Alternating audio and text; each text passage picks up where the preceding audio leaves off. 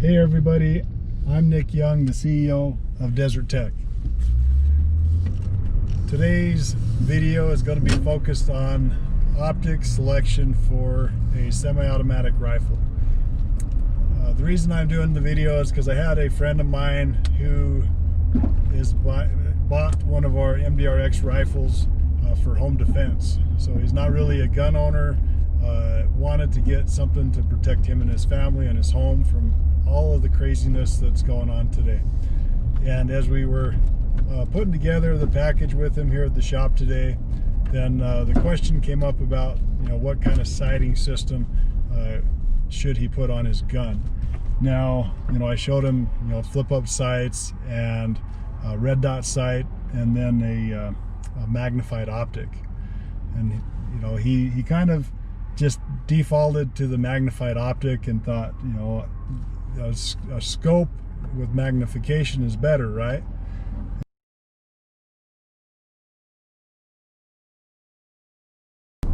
I says if you're doing outdoor shooting at 100 yards and in, that a red dot sight is fine, or open sights are fine.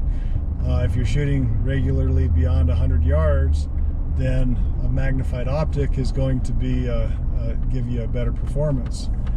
And he says that it's specifically for home defense, and interiors close up inside of a building is really not ideal for a magnified optic. It's actually a pretty big detriment to have a magnified optic on a gun when you're inside of a room. It's going to be really hard to get a sight picture. It's going to be really hard to be able to acquire your target fast. And so he ended up mentioning that he's really getting it so that his wife can have a rifle to protect her when she's home. I guess she stays at home all day, and I asked him what her experience with guns was, and it's pretty much zero. And so I pointed him to the red dot optic. You push a button, the dot turns on, and you aim at your target, and then you take care of the problem. And they can't accidentally mess up the adjustment knobs. Somebody that doesn't know anything about guns, they have a magnified optic on their gun, and they accidentally spin their windage or elevation turret and change their zero. That's a big problem.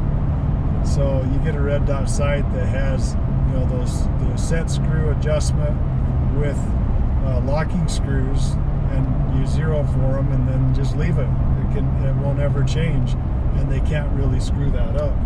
Now the battery can go dead on the red dot sight, and so I suggested that he look at a Holosun, because the Holosun has a sensor that shuts the red dot off if the weapon is not being moved for a certain period of time. And the really cool thing is as soon as you pick up that rifle, then the red dot sight will turn back on automatically. So in that situation, his wife isn't even going to have to push a button to turn the red dot on. He can just leave it on, put it under the bed or wherever he's storing it, and when she goes to get it, that red dot's just going to be there.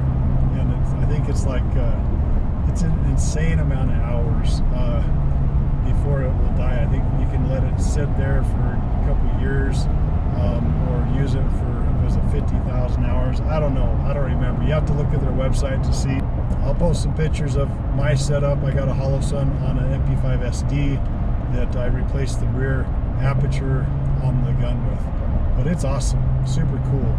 The best red dot sight that I've used, and I would not use an EOTech. I would not use an aim point. The sight picture and it's just great. So I know there's going to be a lot of people that disagree with me, and I don't really care. It's my personal preference. The Holosun is the way to go. If it's too expensive for you, then we have a red dot sight that's a lot less expensive. It's not going to provide the features that you get with the Holosun, but it works really, really great. It has a push button, and you just have to make sure you don't let the battery die. It does auto shut off, You just have to turn the battery on, or the light on, every time you want to activate it to use it. But yeah, so for their situation, specific home defense, especially for an inexperienced wife that doesn't know anything about guns and is new to it, and it's a big learning curve, that keep it simple. That red dot sight is the way to go.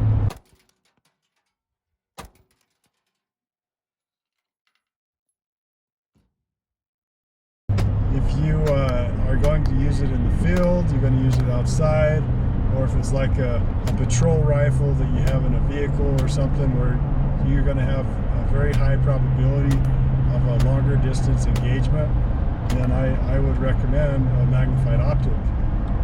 SIG makes a really great one. I don't know, it's a 1:6, I believe is what it is. I don't even remember the name, but I really like it, and the price is really awesome. I'll post a picture of the one I have and the model that I use.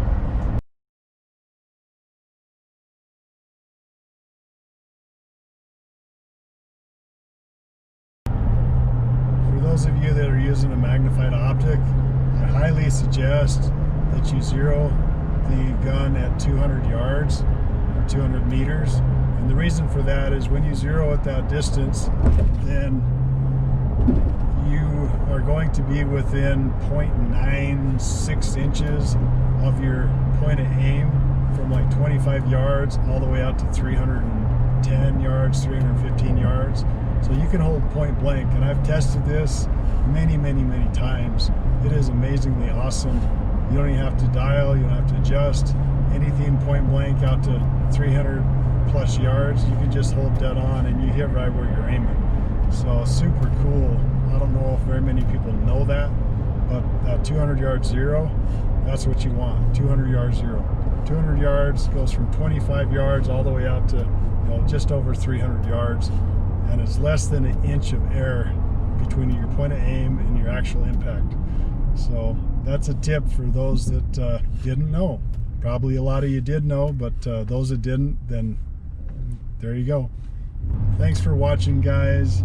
I know I don't get on here very much. It's really difficult to be able to run a company and design the next products and be able to have a presence on social media.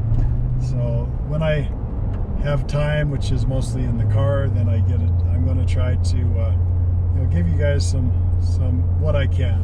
So I do have a really fun side project that I'm going to let you guys in on. I can't really talk to you guys about new product development.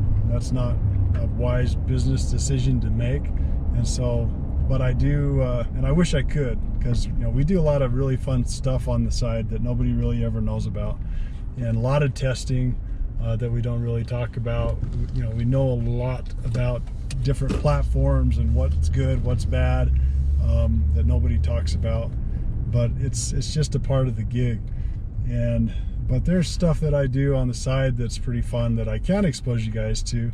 And so if you stay tuned, this weekend I'll try to kind of let you in on what I got going on. But if you guys want to stay tuned for that, then make sure you subscribe to the channel. And if you like this video, give it a thumbs up. If you didn't, that's fine. So